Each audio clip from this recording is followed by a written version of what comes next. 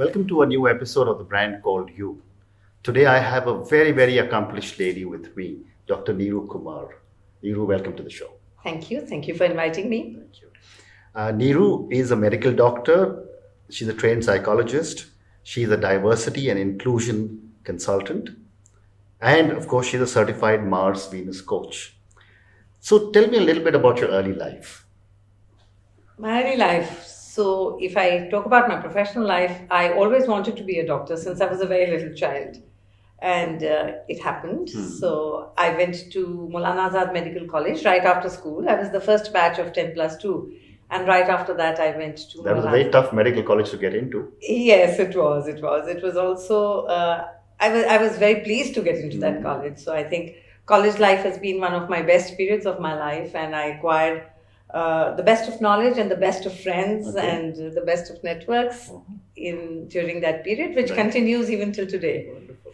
And right after that, there were personal issues in life. I did want to do post-graduation in either pediatrics or gynecology or one of the subjects, but it so happened that I landed up in CGHS, Central Government Health Services, and I was there for more than 28 years. Wow. But all along, I had this, that the actualization of my full potential has not yet happened. There were certain fields that I was very passionate about, and I felt that was not yet fulfilled. I think I was always a very big seeker. So I was seeking things that would satisfy my curiosity and creativity. Wonderful. So I think I just kept following those lines, and it led from one thing to the other. I learned Reiki, which had just touched India at that time, about 22 to 23 years back. Then I started teaching Reiki, and it continues even till today. So because it's a passion, I think I still take out time for that. And then I went into psychology, and then got into the Mars Venus, and then the coaching, and then I took a voluntary retirement far earlier than the actual retirement. From CGHS? From CGHS, and I was at the highest administrative grade at that time, which is the senior most rank in a government cadre. Okay. People thought I was crazy to do that, but I just took the But jump. life's calling was different. Yes. Wonderful. Yes. So tell me, about diversity and inclusion. Yes. What kind of work do you do? So I can say that I partner with organizations and their leaders to transform the culture into a more diverse, more inclusive, more authentic, and thereby naturally more productive Correct. environment. And also for the individuals, I do a lot of transformational leadership coaching. And when I use the word transform, I don't use it lightly, because there's a connotation to it. It's like TRANCE, transformation. Correct. Which actually means breaking down the old paradigms, the old paradigm and belief structure into what we live in, challenging the present structure, and then moving towards something which is much bigger. Sure. I'm a founder of the organization called Ask Insights, which is a diversity and inclusion consulting firm. So tell me, in a current world where there is a lot of diversity, but there is a lot of lacking in inclusion. Yeah. Why is diversity and inclusion so important? So, whenever I do any kind of a session, I always say to the group in front of me that it's not only about the organization, the organizational cause is very, very important, but it's also about an individual growth. And I tell the people in front of me, I said, this could be perhaps the most important session of your life. Because the lucky is the organizational agenda. It's actually a huge individual agenda where you actually stretch your mind. We all know today that IQ is not limited to what you were born with. Correct. The mind, there's a difference between the brain and the mind. And IQ can literally be increased by stretching the mind, right? And I think one of the best ways of doing that is by being with diverse people. Otherwise, you're in the same circle with the same churning of thoughts and ideas. But when all those come together, the canvas becomes so much more richer. But inclusion is a totally different story. So you welcome diversity. Organizations welcome diversity. Correct. If you and I were asked, we'll say we welcome diversity. Yeah. But then we have a huge unconscious mind of 88%, which has been conditioned by our lenses, layers, and legacies. Yes, absolutely. And therefore, despite wanting to, we are not able to be as inclusive as we would like to be. And all our blind spots and all our old patterns just keep turning up again and again. I don't think it's anybody's really fault, but I think there is a whole unconscious machinery at work there, which needs expertise to be able to manage to making people the way they want to be inclusive. So I think everybody wants to be inclusive. There are only a few group of people who do it from a conscious level of being non-inclusive. Correct. Because as individuals, the greatest thing we're all searching for ourselves is belonging. I agree. Yeah, and I think we're ready to give that if anybody is questioned, but it takes a lot of hard work. Correct. And a lot of introspection and soul searching to be able to say, I need to be inclusive if I want to be included. Tremendously. And then that would mean taking out time from your bandwidth. To take out the time to practice those things, understand those things, and then being able to do it. Yes. I agree. Yes. So, you're 28 years as a medical doctor and a psychologist. Yes. How has these two skills helped you in developing your coaching practice? Yes, so mind-body medicine, which is so well talked about, I think it's the biggest reality of existence actually. That our mind completely affects our body and our body completely affects the mind. And when I'm talking to individuals in simple language which they can understand, when I bring that knowledge to the forefront and I talk to them about how there's a master pituitary gland there which controls all your hormones, and then the stress hormones which are there in today's corporate world. So you're running on adrenaline and cortisol, and how they are going to affect your sugar level, how they're going to affect your hormonal level, is something when you show them the entire cycle, it's an aha moment for them and they really understand that, And as far as psychology is concerned, I think when we talk about unconscious biases, till a person has an in-depth knowledge of what is the unconscious mind, just reading it from somewhere and speaking it out, I think will not equip you to one cause, that transformation which I was talking about. See, I'm also a hypnotherapy teacher. Wow. I'm also an NLP master practitioner. Incredible. So I have actually learned NLP from the founder of NLP, Dr. Richard Bandler. So I use a lot of those techniques, and that's how you can, with the consent of the person that you're doing it with, that they would like that transformation. Sure. And then that learning becomes so permanent, Ashutosh, that it's so gratifying for me that when I meet people 6 years, 7 years later after they've done a training program with me, they say the learning is still there, so active in our minds, and that's a very fulfilling experience. But you need a deep knowledge of the unconscious mind in that. So I do something called a Whole Being Woman Leadership Program. That program is actually a culmination of all my years of experience in medical science, in psychology, in NLP, in diversity, because I do something which I call the SPEAR model, which is the spiritual, the physical, the emotional, and the business acumen. And R is the relationship health of a woman. And because a woman has so many aspects to her, unless they get integrated into and aligned, till then their planets are going to be scattered all over the place. And then I tell them that there are 3 or 4 basic ingredients which are required to just align them together.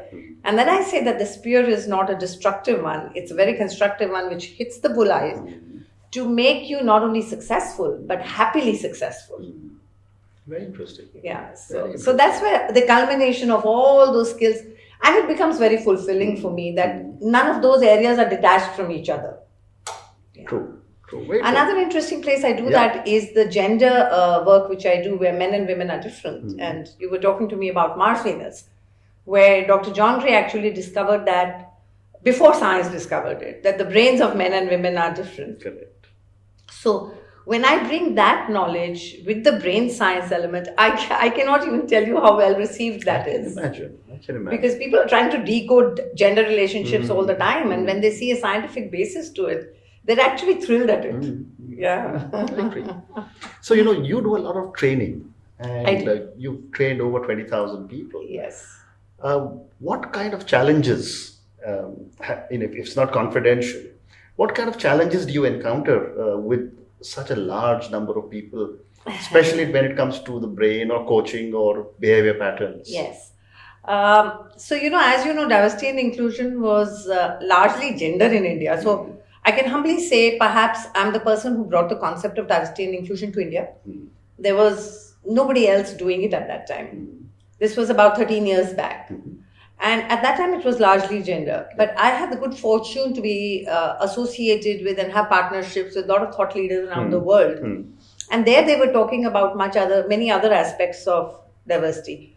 So, I have tried to bring in newer concepts to India at each step when people were ready for it.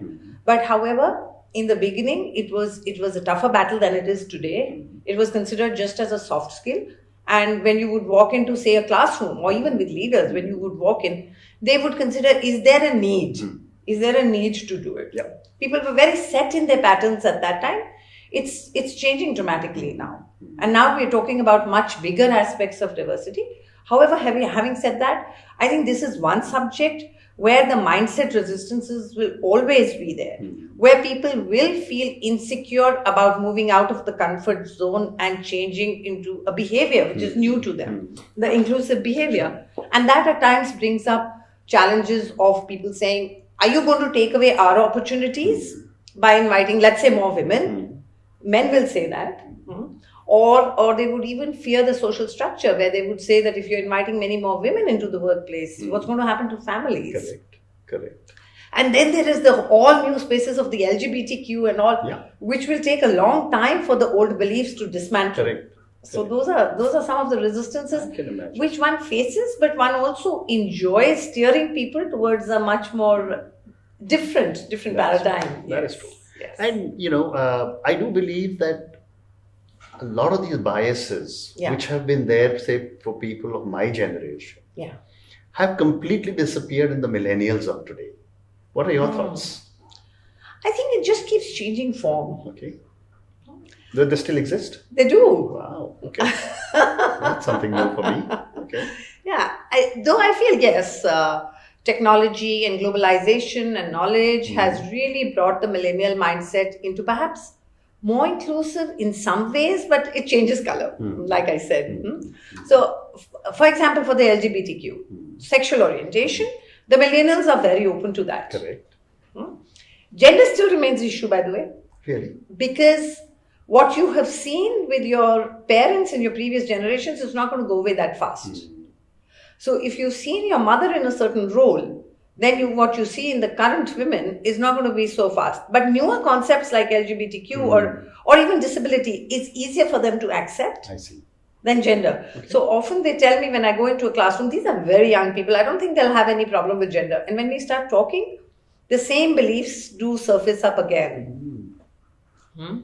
So at a much more subtle level than in an award level of the previous generation. And someone trained like you probably is able to pick it up much better. Yes, and I think I'm blessed with being able to form rapport with people that people start speaking by themselves. So that happens. Wonderful. But then there are other forms of, I think there's a huge generational bias which occurs in the millennials versus the Xers and the baby boomers. Xers are their managers and baby boomers are their parents. So that kind of bias, I think, is something still to be addressed. Yeah. That's true. I agree. So let's talk a little bit about coaching. Yes.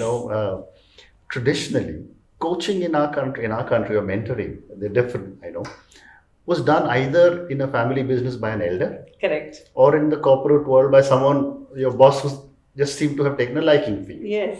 And yet coaching is something which is now getting much more acceptable. Oh, yes. So my question to you is that who should look for a coach? Okay, so interestingly, when I started doing this work and I said I'm a Mars Venus coach, again there was nobody doing it at that time. Correct. And people would ask me, how is Mars Venus related to sports? Because coaching was only sports. Correct. And then I had to tell them all about this, and then they thought it was therapy, and it is not therapy either. So when you say who needs a coach, well, I have a coach. I coach thousands and thousands of people, leaders, but I have a coach for myself. Yeah. And I think having a coach is sheer luxury. It's a necessity as well as a luxury, because in today's absolutely fast-paced world, where you're really trying to make sense of everything, where knowledge is infinite, how to apply that knowledge to your context, what is relevant. Sometimes you get overwhelmed, sometimes you get carried away, sometimes you get insecure. Correct. That's the time, because you're emotionally attached to the work you're doing. Mm. You may have a very high level of intellect, but you're not able to sift out that knowledge and experience to fit it into in a more objective way into your context, to have your goals clear in front of you, Right. and have someone showing you the light. The walk is of course yours, but then you need someone to show you the light there. The coach does just that. Correct. Yes. Correct. And what goes into selecting a good coach? So I think basically 3 ingredients. The coach must have a knowledge. Okay. So I think everybody seeks, for me, I say, I get really stimulated by someone who can give me new knowledge in an interesting way. So everybody seeks to learn something which they didn't know before. Correct. Right? Correct. So the knowledge part, then is the rapport, the ability to build a rapport with your coachee. Correct. It's so important. The third is empathy and good listening. So if your coach is not able to listen to you, understand you, get into your shoes, rather than speaking from their own paradigm, and is always trying to lead you into a place which you're not even comfortable with, then that won't do. Okay.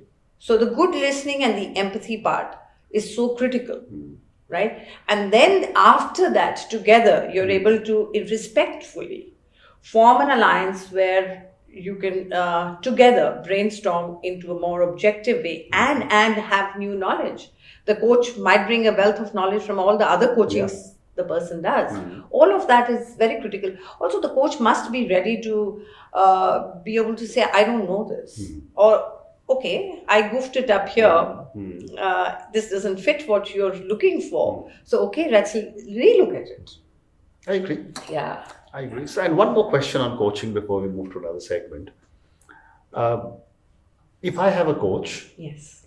how do I evaluate that my coach is good? Yeah. So we all do the internet searching. We all see the credentials, the degrees, and the years of experience, and the client list. We all see that.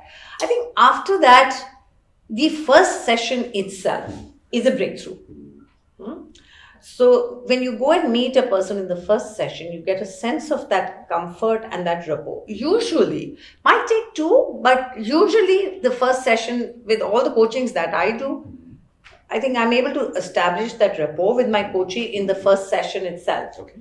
And when that first session happens, then the coachee immediately senses that rapport, that empathy, that joint work which is being done, and is ready to then move on to a larger relationship. So there's a lot of instinctive and gut feeling and unconscious mind, because rapport is always from one unconscious mind to the other. Correct. So if both the coach and the coachee are feeling that, then the journey ahead becomes like, yes, of course we're doing it. Very nice. Very nice answer. So let's move to a question I ask of a lot of people, which is on gender balance. Yes. We did speak about a little earlier, but that was more on diversity. Yes. You know, in India, gender balances over the last 7-8 years is getting to be much more accepted. But a lot of women I have spoken to on my show say that we still have a long way to go. Oh, yes. What are your thoughts? That's such a deep subject for me, because I do a lot of women programs with women leaders. Currently, we are in the process of doing programs where 6 to 7 organizations have partnered together for their women leaders to come, and they even get cross-mentored by leaders of the other organization. One of them is called Reach Out, and it's with organizations like PepsiCo, Microsoft, the Tatas, PwC, American Express, RB. These 6 organizations have joined hands, and it's an 8-month journey where we are designing and managing the entire journey, and I'm a coach to them myself in that journey. Okay. And there are similar projects running with a lot of organizations like the Tata Group and many others. So, and these women, I find they're very intense people, and I think Indian women today are also very ambitious. I agree. They have, because of the hardships, also acquired tremendous skills. Correct. However, there is a past. And that past, if not addressed, if not managed, and there is a difference. I think two things which really impact. One is the past, specifically in a country like India, where they have encountered biases right from childhood and in workplace. Yes, definitely, still is there. So if that is pushed under the carpet, we are not going to be able to make much progress. The second thing is the difference between men and women. The emotional fabric of a woman is completely different from that of a man. Correct. Right? And somehow, unfortunately, in many places, including by women themselves, sometimes that's seen as a negative. I think it's a huge positive, Yep. but it's seen as a negative. And then in the process, what happens is that women to get accepted, start covering. We use the term covering largely for LGBTQ. And I think women cover a lot too. So What does cover mean? So cover means that you try to minimize your Vulnerability? identity, Identity, okay. not even your vulnerability, your entire identity to be accepted by the majority. So people of minority or people who are marginalized would try to cover their identity or underplay it so that they are accepted. I see. Right? So, I mean, I have a disability, as you know. And I think in my entire childhood, I was always forced to fit in. And I would try to pretend and do all the things which others would do, which was a huge uphill task. Correct. Right? So, I think women today are also trying to hide their identity or cover their identity by saying that it's not about gender. And when I'm pained when I hear women say it's not about gender. Yes, it is about gender because that's your identity. Correct. Yes. Correct. And when we are covering the identity, which is now science knows that men and women are different, then it goes against your total body structure. And there again, the mind body comes in where the whole hormones, I think, get really disturbed. Diseases like PCOD, polycystic ovarian disease, are so much on the rise today because the hormonal balance of women is in a turmoil. So I think women leadership and gender today, we've made progress, but it's just moving in directions which are still very challenging for men and women to be able to accept the differences and the identity of themselves and of the other gender.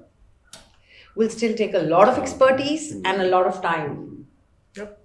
And I guess, as you said earlier, there are so many legacy processes that have been there in our families, in our Absolutely. society.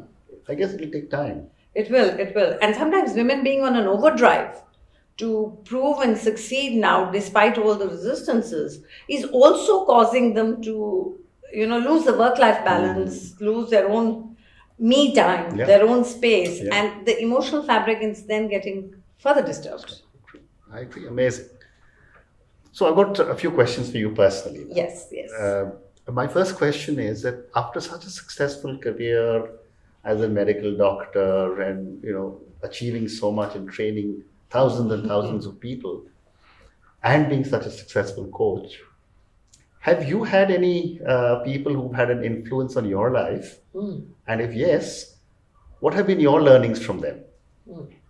So I always say my biggest teacher and mentor was my father. So he was a man far beyond his times. He came from Pakistan with not a penny in his pocket, and he made a very, very successful business for himself. Okay. He gave me a lot of exposure by making me travel all over the world. He helped me overcome my physical and psychological barriers of having a disability. He told me to go conquer the world. There were no automatic cars at that time. And when I was 16, 17, he said, let's learn driving. So we actually made a device where the brake and the clutch were linked by a lever. Wow. And we went to Germany, we got it made, and we gave it to many people over here. So I was driving that for a very long time. So I was operating both the brake and the clutch with my right foot. Today, of course, I drive an automatic car. That makes me hugely mobile. Sure. So those were the kind of things he did for me.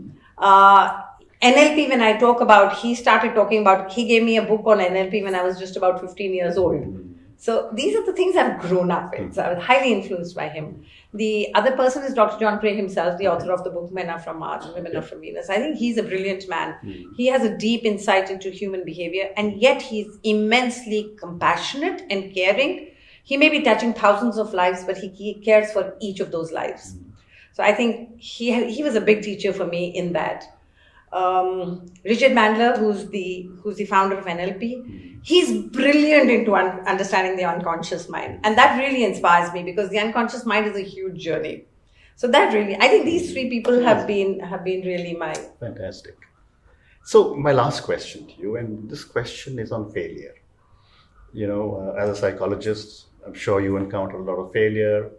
I've often said that Indians, in particular Asians in general, don't teach children it's okay to fail. yes. And which manifests itself that, come first every time, first in class, ahead of everyone, etc.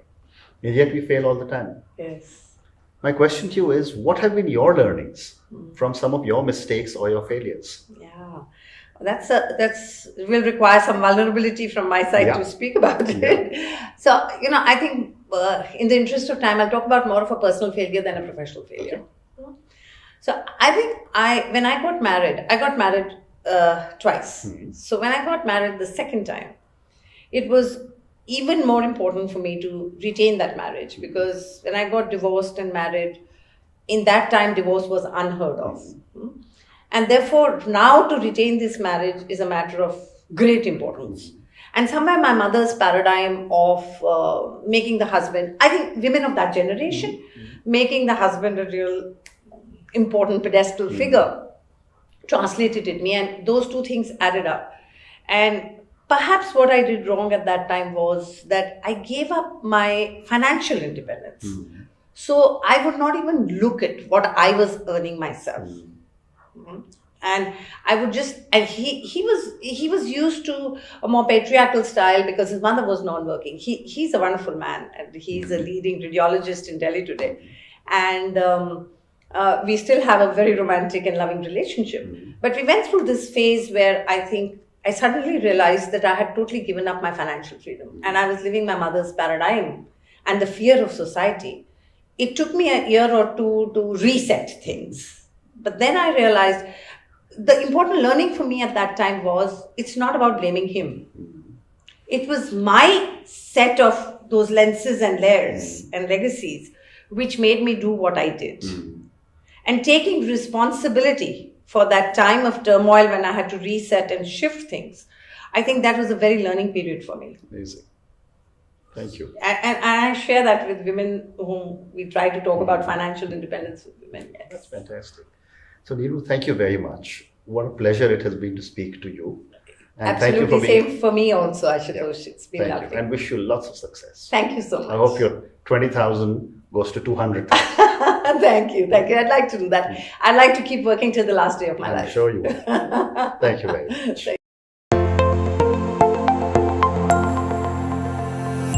Thank you for listening to the Brand Called You podcast. Be sure to visit tbcy.in to join the conversation, access show notes, and discover fantastic bonus content. You can follow us on YouTube, Twitter, Facebook, and Instagram. Simply search for The Brand Called You. Thank you, and see you next week.